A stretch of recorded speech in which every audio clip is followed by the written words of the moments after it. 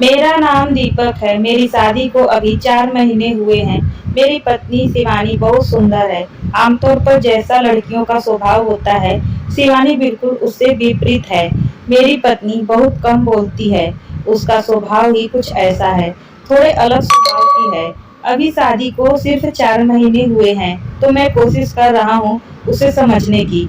मैं कई बार चाहा कि उसे बहुत बातें करूं, लेकिन फिर मैं उसे देखकर चुप हो जाता।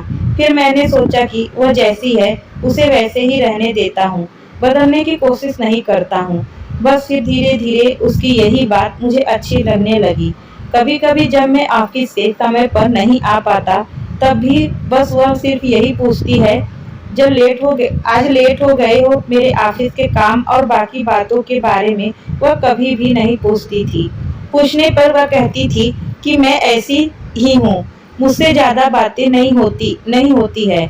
मेरी पत्नी के साथ मैं बहुत खुश था। हमारी जिंदगी अच्छे से चल रही थी, लेकिन फिर कुछ ऐसा हुआ कि जिसने मेरी जिंदगी में हलचल मचा दी।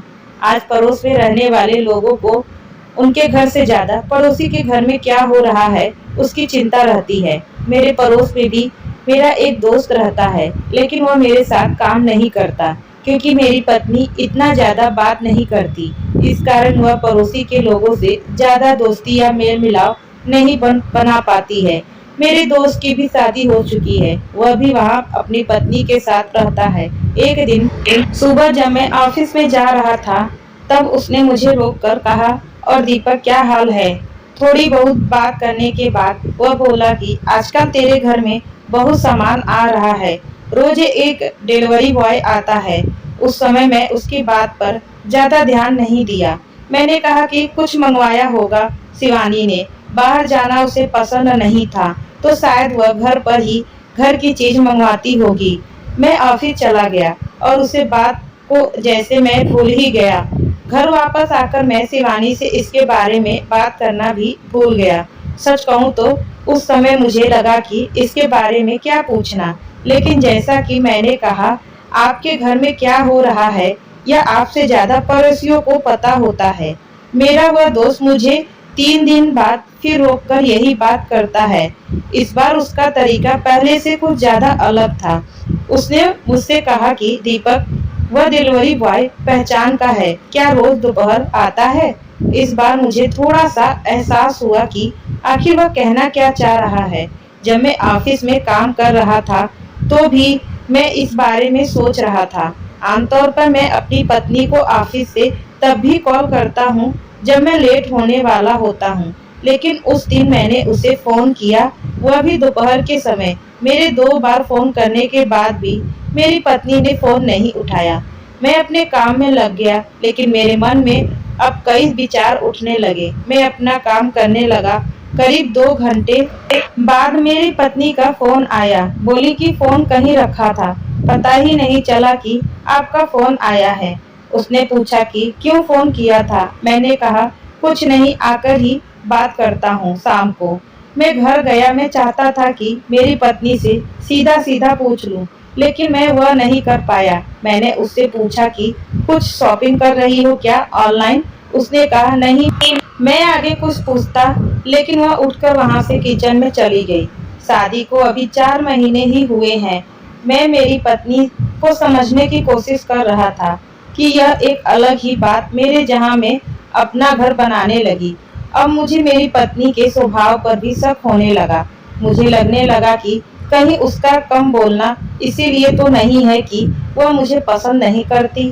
शादी अरेंज मैरिज थी, कहीं ऐसा तो नहीं कि वह मुझसे शादी ही नहीं करना चाहती थी।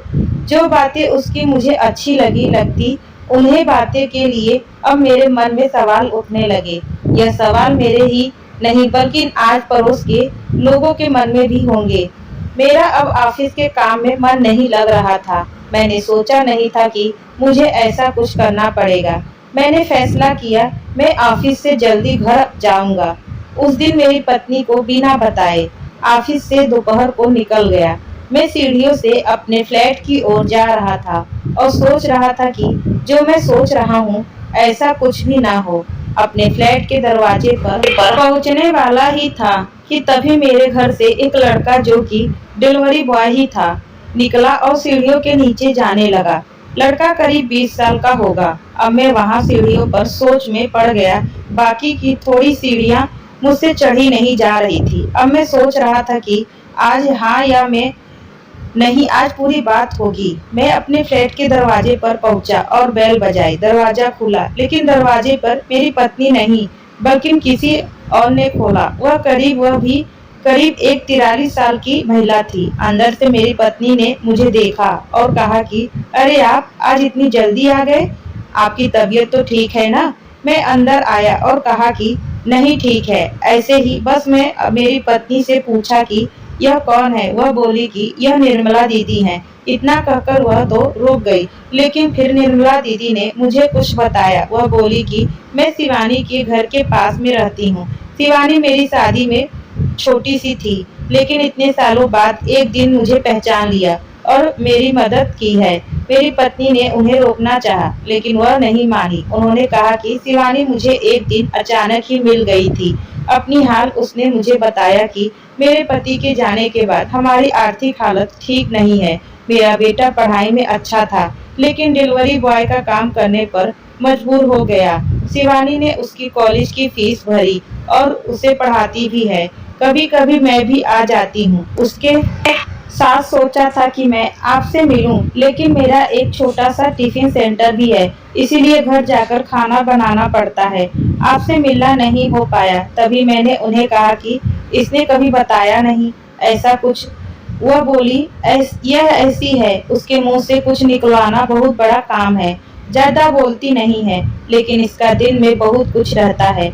मुझे जैसे अपने इस स्वभाव के कारण अब घमंडी या शर्म आने लगा, लेकिन उन्होंने कुछ अच्छे से जानती है कि उसका दिल कितना साफ है। उनकी यह बात मुझे सीधी लगी। मैंने भी आखिर कुछ और ही सोचा था। उसके जाने के बाद मैं शिवानी से बात की और कहा कि तुमने कभी बताया नहीं। वह बोली कि क्या बताती, जीवन है, यह सब होता ही रहता है। हम क्या किसी की मदद करेंगे? सब करने वाला ऊपर वाला है। मेरी पत्नी को मैं समझ गया था, लेकिन अब मैं कोशिश करता हूँ उससे ज्यादा बात करने की। दिन भर क्या किया यह जरूर उससे पूछता हूँ। दोस्तों, उम्मीद करती हूँ आपको हमारी कहानी पसंद आई होगी। कहानी पसंद आई है तो वीडियो को लाइक करें, चैनल पर नए हो तो चैनल को सब्सक्राइब करें और हाँ, नोटिफिकेशन बेल को जरूर दबाएं ताकि अगली अपडेट सबसे पहले आपको मिले। धन्यवाद।